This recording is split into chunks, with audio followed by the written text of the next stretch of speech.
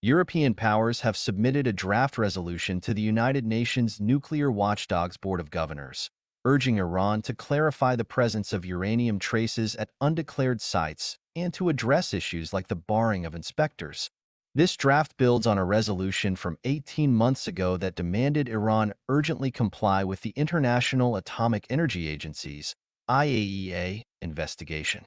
The new resolution calls for Iran's immediate cooperation, including allowing the IAEA to take necessary samples and reversing its restriction on top uranium enrichment inspectors. The resolution highlights the need for Iran to implement a March 2023 joint statement with the IAEA, which was seen as a commitment to cooperation. It stresses the urgency of resolving outstanding safeguards issues related to unexplained uranium traces at two sites under investigation. Britain, France, and Germany, the E3, are pushing for the resolution despite concerns from the United States that it might provoke Iran to escalate its nuclear activities. The E3 argue that Iran's lack of cooperation and its advancing nuclear program necessitate this step.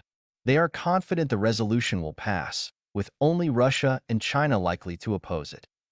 Iran is currently enriching uranium up to 60% purity, close to weapons-grade level, and has enough material for 3 nuclear bombs if further enriched. Western powers assert there is no credible civilian use for such high levels of enrichment, while Iran maintains its program is peaceful.